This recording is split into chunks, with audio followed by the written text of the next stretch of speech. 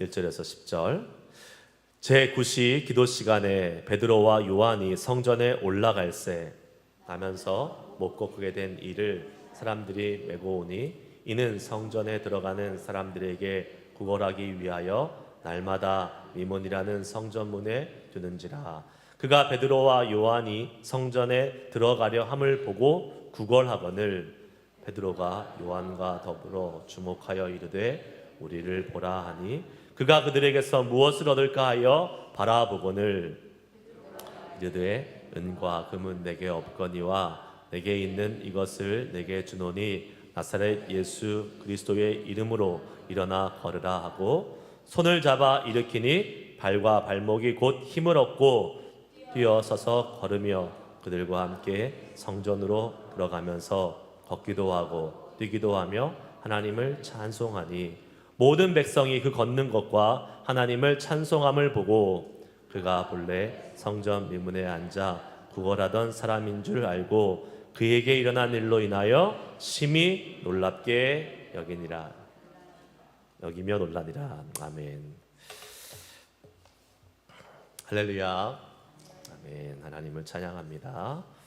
우리의 찬양받기 합당하신 주님의 이름을 높여드리며 예배하시는 여러분들에게 또 오늘도 하나님께서 동일하신 은혜, 하지만 언제나 우리의 기대를 뛰어넘어서 역사하시는 그 하나님의 놀랍고 새로우신 은혜가 임하기를 주의 이름으로 축복합니다.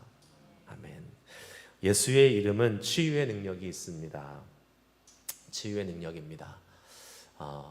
사도행전 3장 1절에서 10절 말씀은 저에게는 좀 특별한 말씀입니다. 여러분에게도 특별한 말씀이에요. 아멘. 네.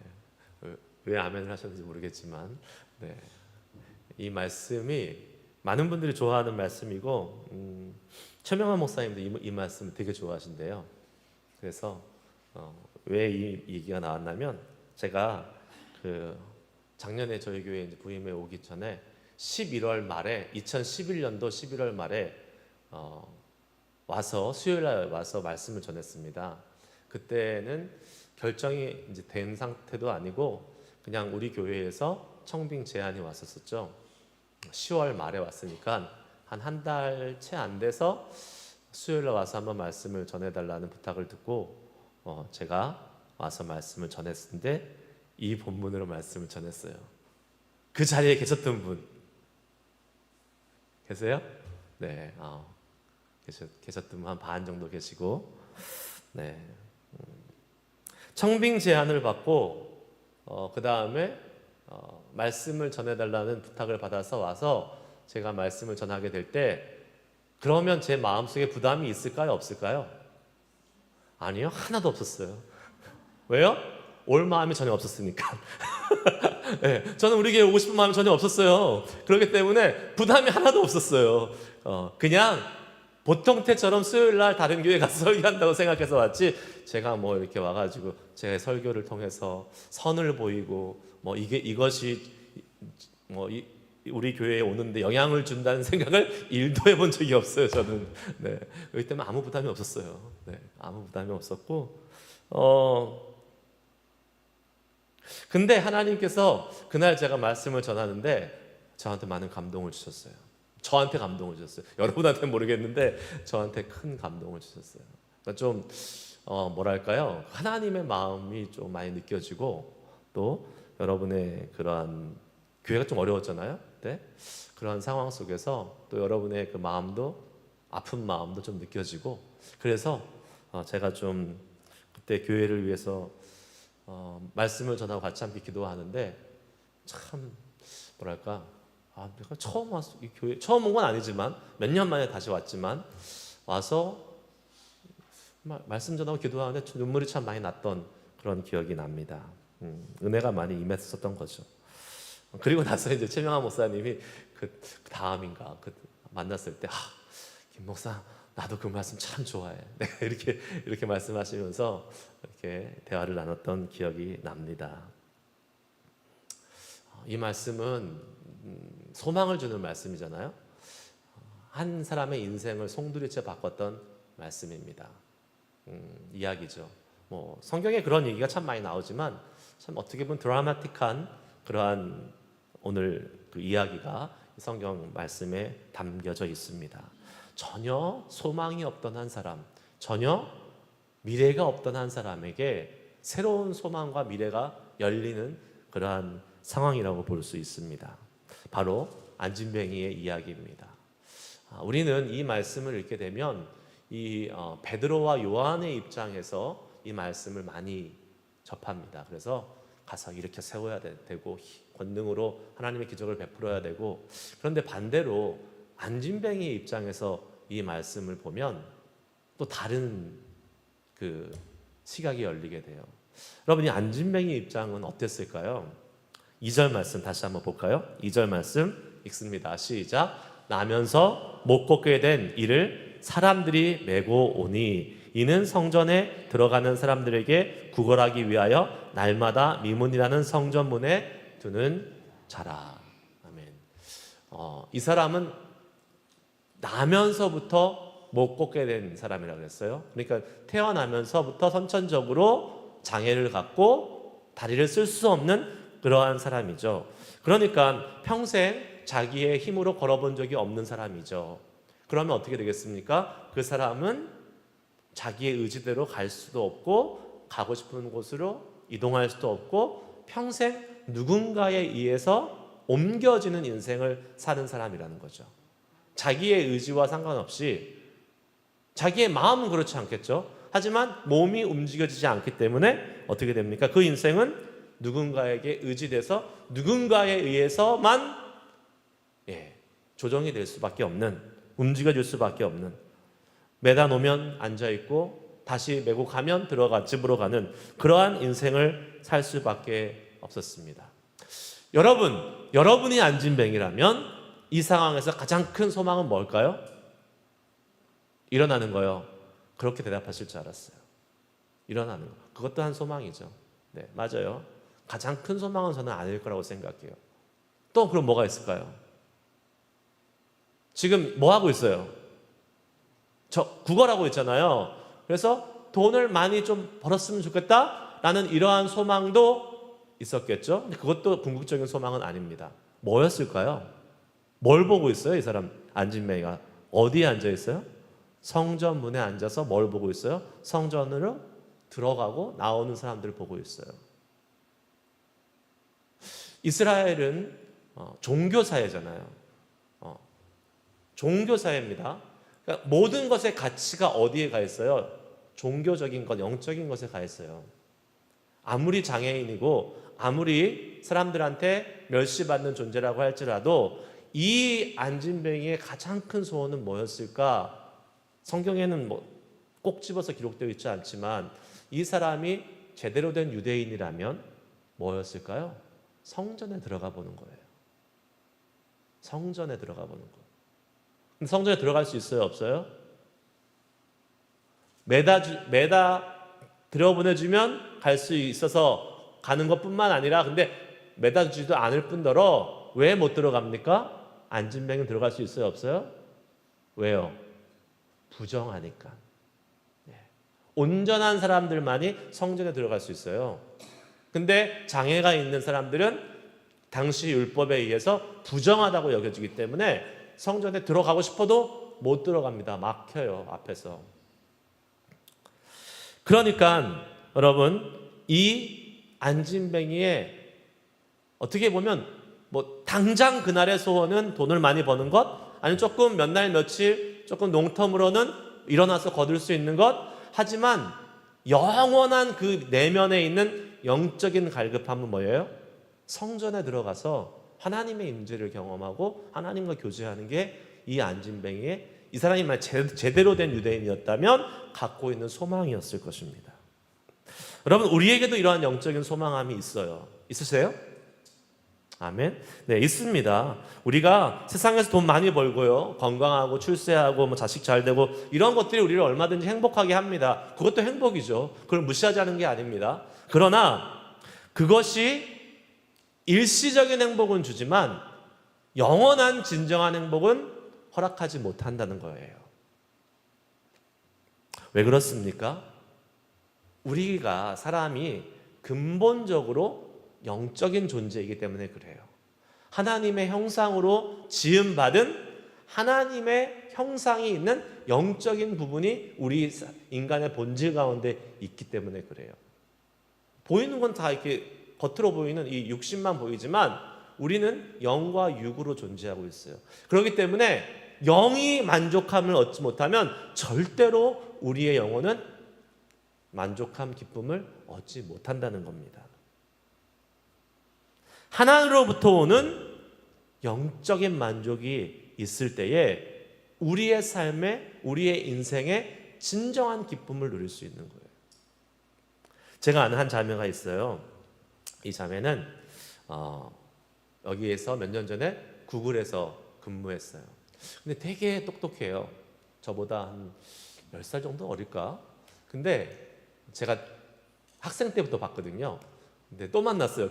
이 지역에 와서. 옛날에 다른 지역에서 만났다가 같이 신앙생활을 하다가 와서 또 왔는데 구글 다녀. 되게 똑똑해요, 사람이. 보통 사람들은 공부할 때 박사과정 같은 거 공부하면 얼마나 힘들겠어요. 그리고 막 모국어도 아니고 세컨드 랭귀지를 하는데, 근데 이 친구는 맨날 교회에 와가지고 봉사하고 뭐 교회 행사는 다 하고 또 밖에서 만나면 또 열심히 또 친구들하고 수다 떨고 놀고, 공부는 언제 하니? 그러면 공부 다 했어요. 똑똑하다는 얘기죠, 한마디로. 네. 그리고 구글이 얼마나 바쁜 회사입니까? 사람 잡아먹는 회사로 유명하잖아요, 구글, 애플. 근데 거기서도 너무 시간이 많아요. 별로 안 힘들대요. 그래가지고 희한한 친구다. 그래서 근데 신앙이 참 좋아요.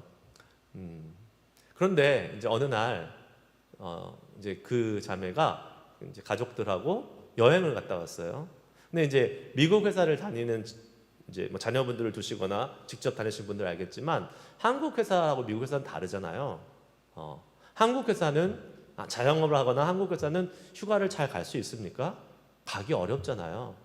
기껏해야 뭐 자영업 하시는 분들은 1년에 2번 메모리얼데이 위켄드나 레이버데이 위켄드 놀고, 아니면 한국 회사 다니신 분들은 기껏해야 뭐 일주일. 저는 한국 교회를 목회해요, 미국 교회를 목회해요? 그러니까 기껏해야 일주일.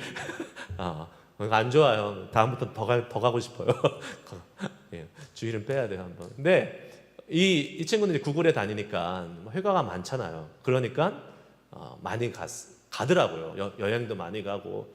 그래서 제가 이제 보면서 넌 좋겠다. 여행도 많이 가고. 좋겠어. 그렇게 얘기를 했어요. 근데 어느 날도 또 저렇게 멕시코 이런 어디 되게 좋은 섬에 가족들이랑 한 일주일 갔다 왔어요. 그러면서 제가 이제 또 속으로 좋겠네. 여행 갔다 와서 좋겠네. 그러니까 뭐라 그런지 아세요? 목사님, 별로 안 좋아요. 다 거기서 거기예요. 그 말이 무슨 말일까? 나도 좀 가보고 나서 그런 말 했으면 좋겠다. 이런 말이 그때는 들었지만 맞아요. 그 말이 맞는 말인 것 같아요. 여러분, 여행 좋죠. 여행 싫어하는 사람이 어디 있겠습니까? 그런데 여행을 한번 주구장창 다녀보세요. 그럼 어떨까요? 집이 좋아요. 집이 좋지 않아요? 집에 오는 게 편하지 않아요? 여행 가서 아무리 좋아도 집에서 편히 쉬고 집밥 먹고 하는 게 편하지. 그러니까 그것이 잠깐 좋을 수 있겠죠. 잠깐 며칠 좋을 수 있겠지만 그것이 우리의 삶에 영원한 만족을 주는 것이 아닙니다. 이 땅에서요, 제가 단언하건대, 이건 제 말이 아니라 성경에서도 그렇지만 이 땅에서 우리에게 영원한 만족을 주는 것은 없습니다. 그렇기 때문에 이 땅에서 우리에게 만족을 주는 것을 목표로 놓고 살면 어리석은 자가 되는 거죠. 그것을 잠시 즐길 수는 있어요. 그것까지는 뭐라 그러는 거 아니에요. 하지만 그게 목표가 돼서는 안 돼요. 그럼 어떤 사람은 그래요. 나의 리타이어의 목표는 리타이어하고 나서 열심히 여행 다니는 게 목표인 사람이 있어요.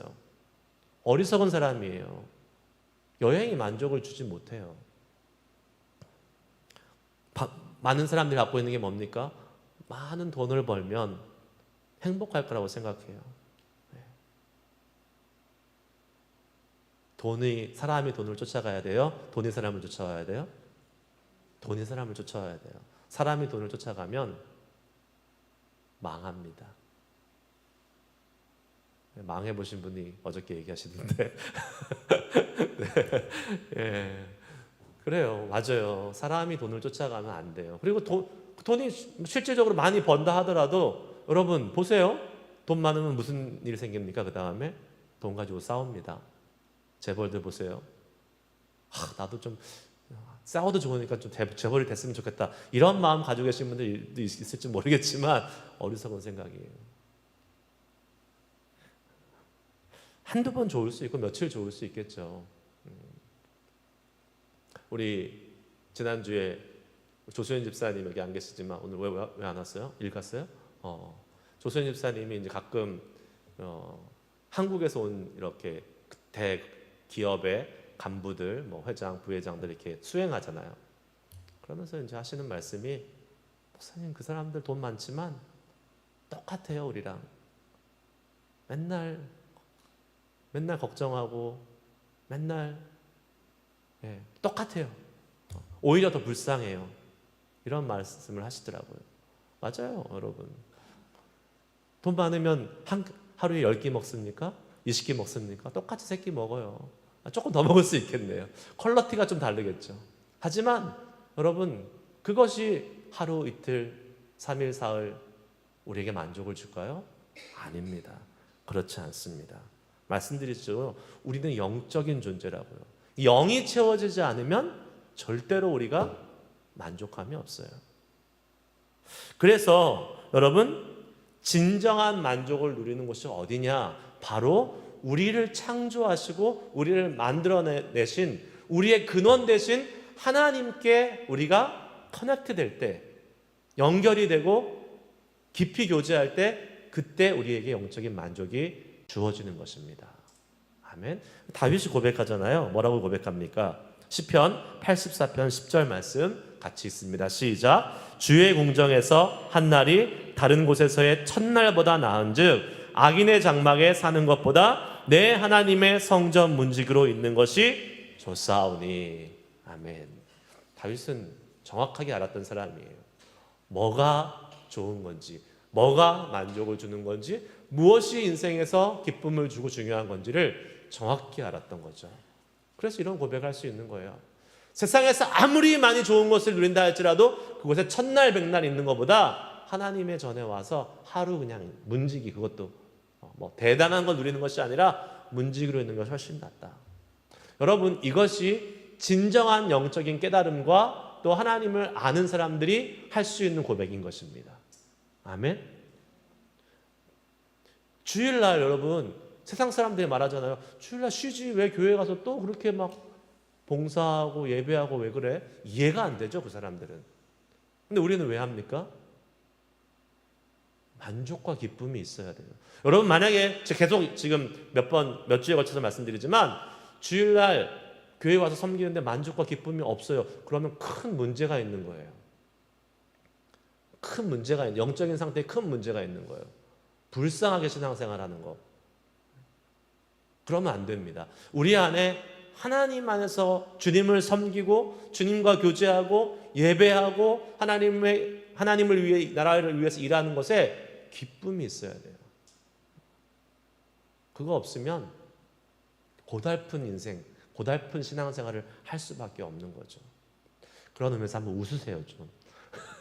여러분 인상 쓰고 계시지 말고 좀 웃으세요. 네. 기쁜데 왜 인상을 확 쓰고 계세요? 좀 아침이라서. 네, 그렇습니다. 그런 건 압니다. 뭐 이 시간도 마찬가지죠. 토요 예배, 토요 아침 예배. 세상 사람들은 진짜 말로는 자는 게 편하죠. 자고 편하게 등산도 가고 이게 뭐 좋은 건데 여러분 이 시간 그냥 토요 아침 예배니까 와서 그냥 앉아 있는 시간 되지 않기 원합니다. 하나님 이 시간이 저한테 소중합니다. 주님이 주시는 기쁨이 있습니다. 내 영혼에 소생함이 있고 내가 주님을 경험하는 귀한 시간입니다. 라는 그러한 어떠한 여러분의 그 신앙의 고백과 사모함을 가지고 이 자리에 와서 예배할 수 있는 시간 되기를 소원합니다. 예. 하나님이 얼마나 좋으신 분이에요. 주님을 예배하고 찬양하고 주님과 교제하는 이 시간을 통해서 우리의 영혼이 다시 살아나는 것이고 기쁨을 회복하는 것입니다. 할렐루야. 아멘. 그래서 주님 앞에 오늘도 나올 수밖에 없습니다. 그런 고백으로 우리가 토요일이 됐던 수요일이 됐던 주일이 됐던 예배 드릴 수 있는 우리 모두가 될 수 있기를 주의 이름으로 축복합니다. 아멘. 1절 말씀에 오늘 말씀 이렇게 시작하잖아요. 같이 한번 읽어볼까요? 제9시 기도 시간에 베드로와 요한이 성전에 올라갈새.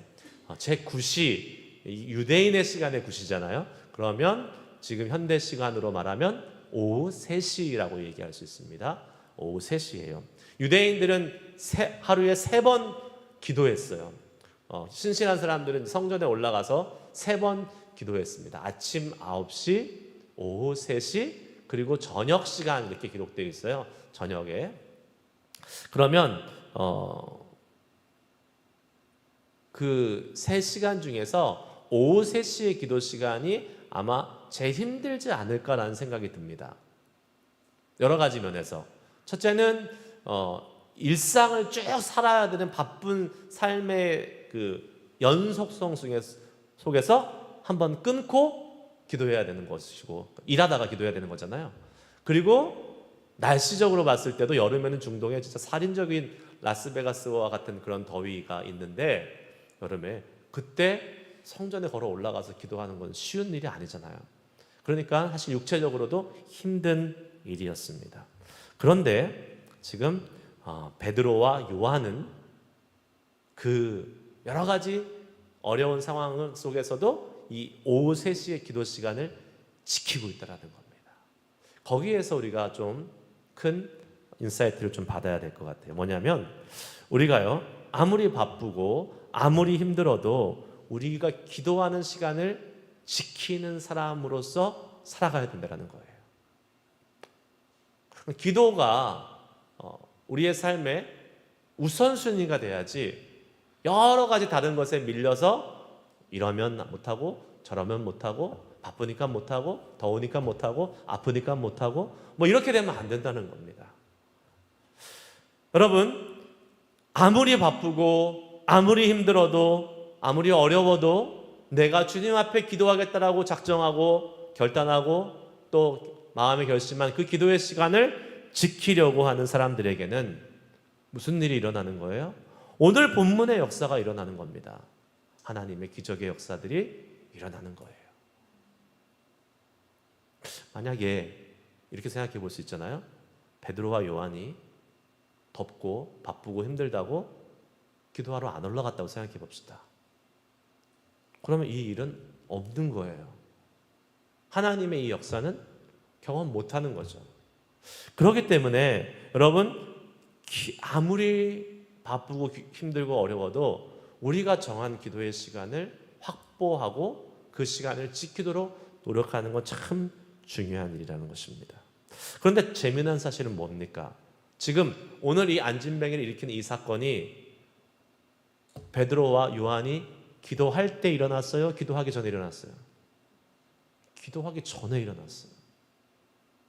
기도를 시작하기도 전에 기도하려고 마음만 먹은 건데 이 일이 일어났다는 사실입니다. 하나님이 기도하는 것을 얼마나 기뻐하시는지, 얼마나 귀히 여기시는지 아직 기도는 시작도 안 했는데 기도하려고 맘먹고 올라가는 그 길에 이 일들이 지금 일어나고 있더라는 거예요. 하나님이 뭘 하세요? 우리의 마음을 하시는 거예요. 우리의 마음이 있으면 행동은 따라오는 거잖아요. 삶은 따라오는 거예요. 마음이 없으면 안 따라오는 거잖아요. 근데 지금 베드로와 요한은 기도하려고 마음 먹고 기도하러 올라가고 있어요. 기도는 아직 시작도 안 했어요. 그런데 그 올라가는 과정에 이 일이 벌어졌다는 것은 여러분 뭡니까? 기도하려고 맘만 먹어도 하나님이 일하시기 시작하는 거예요. 그런 믿음이 있으세요? 아멘. 기도하라고 맘만 먹고 결심하고 지금 기도의 장소로 가는 그 과정에 베드로와 요한의 눈에 누가 보입니까? 앉아있는 이 안진뱅이가 보이는 거예요. 성전 문에 쭈그리고 앉아있는 안진뱅이가 보입니다. 그런데 베드로와 요한이 이 사람을 어떻게 했다라고 성경에 반응하고 기록하고 있습니까? 첫 번째 반응을 볼까요? 4절 말씀 읽습니다. 시작. 베드로가 요한과 더불어 주목하여 이르되 우리를 보라니. 베드로가 요한이 처음에 뭐 했어요? 주목했다 그랬어요. 주목했다.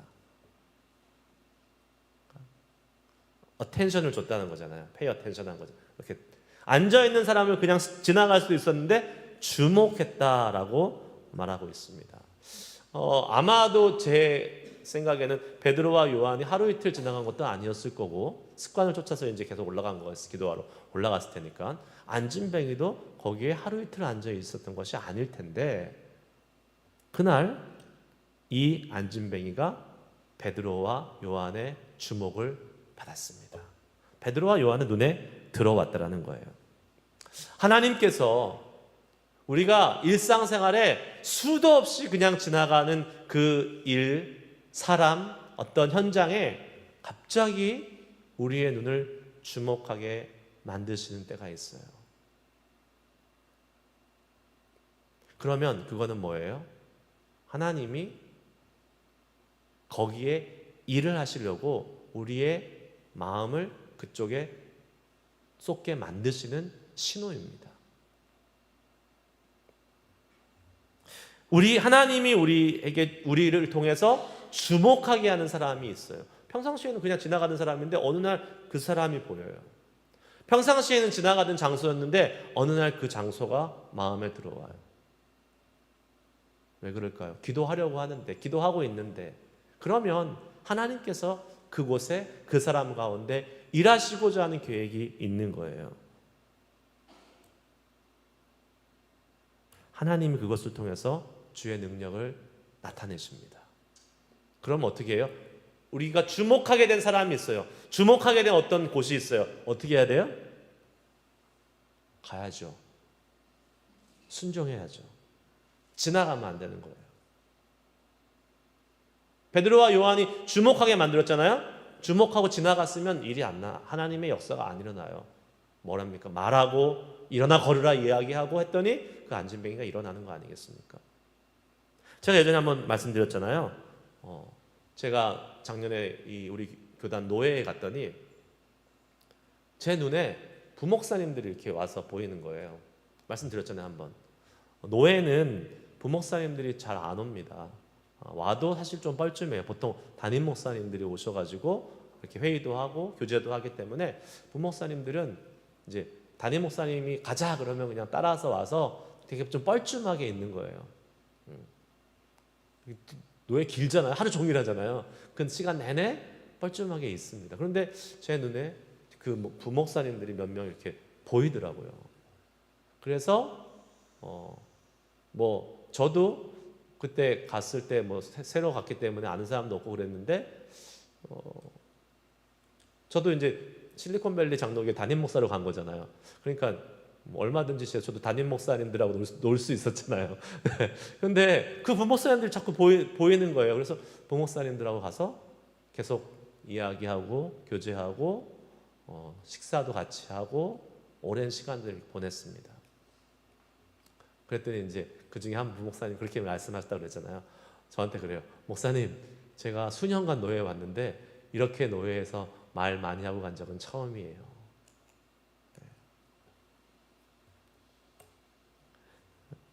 제가 대단한 사람도 아니고 또 제가 뭐라고 그 사람들한테 목사님들한테 다가가서 뭘 대단한 걸 해줄 수 있겠습니까? 그러나 제 눈에 들어온 그분들을 향해서 제가 간 거죠. 그러니까 그분들에게는 어쩌면 그 노예가 지루하고 뻘쭘하고 어색한 노예가 아니라 조금 그래도 편안하고 또 좋은 시간이 되었을 거라고 생각이 돼요. 저도 마찬가지였고 가니까 그런 일이 벌어지는 거죠. 지난주에 주일날도 말씀드렸잖아요. 가야 된다고. 우리 하나님이 가라고 하면 가야 돼요. 하나님이 주목하게 하시는 곳이 있습니다. 내 눈에 밟히는 곳이 있어요. 여러분은 그곳이 어디입니까? 그 사람이 있고 그 곳이 있어요. 가야 돼요. 어떤 사람들은 장애인들이 되게 마음이 계속 이렇게 쓰이는 분들이 있어요. 그런 분들은 찾아가잖아요. 막 미라레도 가고 뭐 여러 군데 가서 막 이렇게 봉사하면서 거기에서 일하면서 뭘 느껴요? 내가 도와주는 게 아니에요. 다들 하는 말이 이게 내가 봉사하러 왔다가 내가 더 큰 은혜를 입고 간다라고 얘기하잖아요. 왜 그렇습니까? 하나님이 나를 통해서 일하시기 때문에 그래요. 우리에게 그런 곳이 있어야 돼요. 우리에게. 교회가 됐던 교회에서도 마찬가지잖아요. 어떤 사람의 눈에는 주방만 보여요. 주방만 보여요. 나는 안 보여서 얼마나 다행인가 이런 생각하시는 분도 계시겠지만 네. 어떤 사람은 진짜 주방만 보인대요. 가면 이것 좀 이렇게 바꿔야 되는데 그러면 가야 돼요. 네. 가야 돼.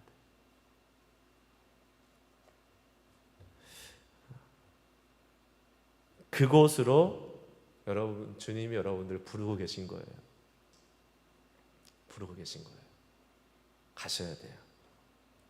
순종하면 우리가 그 사람에게 그리고 그곳에서 해야 할 일이 나타납니다. 그리고 하나님이 그 일을 하게 하세요. 하나님의 능력으로. 베드로와 요한이 안진뱅이에게 말을 겁니다. 뭐라고 말했어요? 우리를 보라. Look at us. 우리를 보라 라고 말합니다. 그러자 그 사람이 성경에 이제 쭉 보면 무엇을 얻을까 하여 뭐래 쳐다봤다라고 봅니다. 봤다고 말씀하고 있습니다. 그런데 이 안진뱅이의 당장의 그러한 어떤 기대, 무엇을 얻을까 하여 본 그 눈빛, 그것을 만족시켜 줄 수 있는 것이 있었어요? 없었어요? 없었죠. 이 지금 당장의 이 안진뱅이의 소원은 돈이었을 거예요. 아마 뭔가 동전 한 입 받는 거였을 것입니다. 근데 없었어요. 세상적으로 줄 것이 없었다라는 거죠. 하지만 뭐가 있었어요? 영적으로 줄 것이 있었어요. 뭐예요 그게? 예수 그리스도의 이름의 능력입니다. 은과 금은 내게 없거니와 내게 있는 것으로 내게 주노니 나사렛 예수 그리스도의 이름으로 일어나 걸으라. 아무것도 줄 게 없었잖아요. 베드로와 요한이 어부 출신이었다가 예수님 3년 동안 쫓아다녔는데 돈이 어디 있어요? 줄 게 뭐가 어디 있겠습니까? 그러나 여러분 가장 소중한 것, 가장 필요한 것 아까 말씀드린 뭐예요? 성전에 들어갈 수 있는 문을 연 거예요. 지금 일어나서 걷고 뛰고 자유케 되니까 부정함이 없어지니까 성전에 들어갈 수 있게 된 것이죠. 병든 자를 고치시는 예수님의 능력과 예수님의 그러한 권세를 나타내고 줄 수 있었던 것입니다. 자, 그러자 뭐라 그랬어요? 베드로가 이르되 은과 금은 내게 없거니와 내게 있는 것을 내게 주노니 나사렛 예수 그리스도의 이름으로 일어나 걸으라 했더니 어떤 일이 벌어졌어요? 7절 8절 읽겠습니다. 시작. 오른손을 잡아 일으키니 발과 발목이 곧 힘을 얻고 뛰어 서서 걸으며 그들과 함께 성전으로 들어가면서 걷기도 하고 뛰기도 하고 하며 하나님을 찬송하니. 아멘. 이 지금 8절에 보면요, 걷기도 하고 뛰기도 했다 그랬어요. 이게 그냥 피지컬리 다리가 나서서 걷기도 하고 뛰기도 했다는 것 차원이 아닌 것 같아요. 그 앞에 뭐가 있어요? 성전으로 들어가면서. 제가 아까 처음에 뭐라고 말씀드렸어요? 이 사람이 제대로 된 진짜 유대인이라면 가장 큰 갈망과 소망이 뭐라고요? 성전에 들어가는 거예요. 근데 지금 그 성전에 들어가고 있잖아요. 그러니까 이 걷기도 하고 뛰기도 하는 것은 단순히 다리가 나와서 걷기도 하고 뛰는 것이 아니에요. 그 영혼이 기뻐, 한마디로 날뛰는 겁니다. 기뻐 춤을 추는 거예요. 성전에서 내가 이 성전에 들어가는구나, 이 성전에서 하나님을 만나는구나 라는 이 영적인 충족함이 채워지는, 정말 근본적인 그 사람의 영적인 갈급함이 채워지는 순간 진정한 기쁨이 걷기도 하고 뛰기도 함으로 나타나는 것입니다.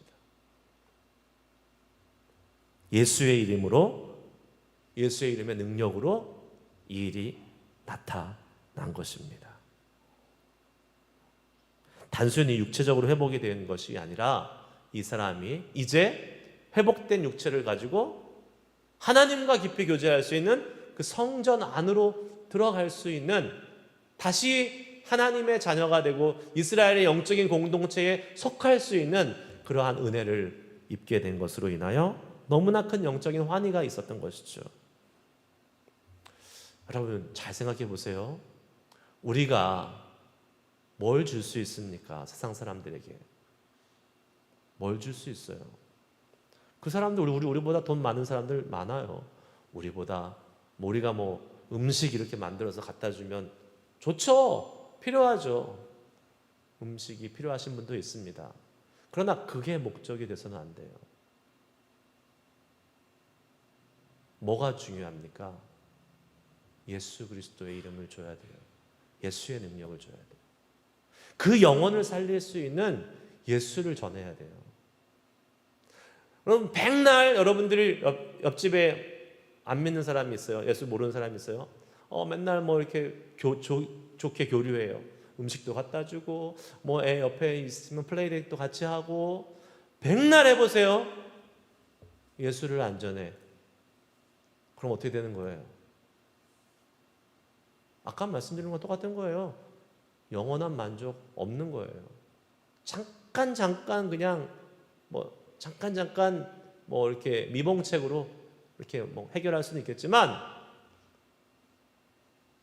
예수를 전할 수 있어야 돼요. 그 예수님은 언리미티드, 우리한테 다 갖고 있잖아요. 다 줄 수 있잖아요. 돈은 주고 싶어도 내가 없으면 못 주고, 음식을 만들어주고 싶은데 시간도 없고 음식 솜씨가 없으면 못 주지만, 예수님은, 복음은 우리가 줄 수 있어요? 없어요? 줄 수 있어요. 언제든지 줄 수 있어요. 그리고 그 복음 예수 그리스도를 주는 게 가장 귀한 것입니다. 가장 귀한 것이에요. 그 확신이 여러분들 가운데 있으셔야 돼요. 그거 없으면 맨날 진짜 음식 해주고 이렇게 잘해주고 친절하게 해주고 여기서 끝나는 거예요. 그게 중요하지 않다는 건 아닙니다. 중요합니다. 그러나 그게 목적이 아니라는 거예요. 우리한테는 뭐가 있어요? 나사렛 예수 이름의 능력이 있어요.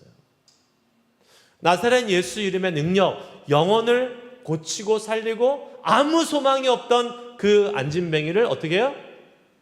성전에 들여보내서 하나님을 만나게 하고 영원한 만족을 얻게 하는 그 놀라운 예수님의 능력, 이름의 능력이 우리 가운데 있다는 겁니다. 그 능력을 사용해야 돼요. 그 능력을 나타내고 전해야 됩니다.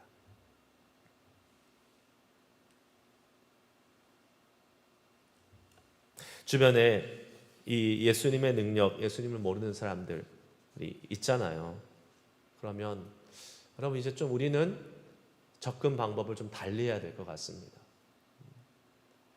맛있는 거 사주고 잘해주고 네. 언제까지 그것만 하실 거예요? 네. 해야죠. 처음부터 가자마자 첫 만남에 예수 믿어 이렇게 얘기할 수는 없는 거니까. 빌드업이라는 게 있잖아요. 빌드업 이렇게. 근데 언제까지 빌드업만 하고 있을 거예요, 우리 자녀들에게, 또 우리 정말 소중한 사람들에게, 가족들에게 언제까지 빌드업만 하고 있을 거예요? 나사렛 예수의 이름으로 일어나 걸으라 하는 선포가 있어야 돼요. 우리가 할 수 있는 거잖아요. 여러분 우리가 뭘 할 수 있겠어요? 그러더라고요. 자식을 이제 많이 키우셨잖아요, 여러분들. 저는 아직 이제 애가 어리지만 자식을 많이 키우신 어떤 분이 하신 말씀이, 자식이 대학을 졸업하고 페이첵을 딱 받아오는데 어느 순간 자기의 페이첵보다 더 어마운트가 올라가는 순간 인생이 역전된다고 그러더라고요. 그 다음부터 자식이 자기를 좀 이렇게 별로 덜 존경하는 눈빛으로 보면서 내 말이 안 먹히더래요. 그래요, 맞아요. 이제 우리는 늙어가고 자식들은 점점점 커가고 더 능력이 있는데 우리의 뭐 말빨이 먹히겠습니까? 우리 뭐가 먹히겠어요? 뭘 주겠어요? 돈도 더 많이 버는데 자식들이. 그럼 뭐예요? 우리가 줄 수 있는 게 뭐가 있어요? 아무것도 없잖아요. 근데 아무것도 없지 않아요. 뭐가 있어요? 예수님이 있잖아요. 예수의 능력, 복음이 있잖아요. 아무리 뭐 자녀들, 손주들 봐주고 뭐 애들 봐주고 그거 아무리 많이 해도 소용없습니다. 복음을 전해야 돼요. 예수를 전해야 돼요. 예수를 믿게 해야 돼요. 그게 중요한 거예요.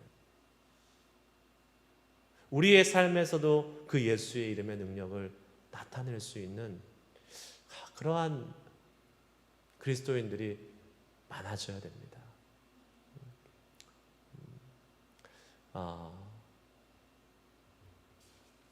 시간이 많이 갔네요. 여기까지 하고 오늘 기도합시다. 네.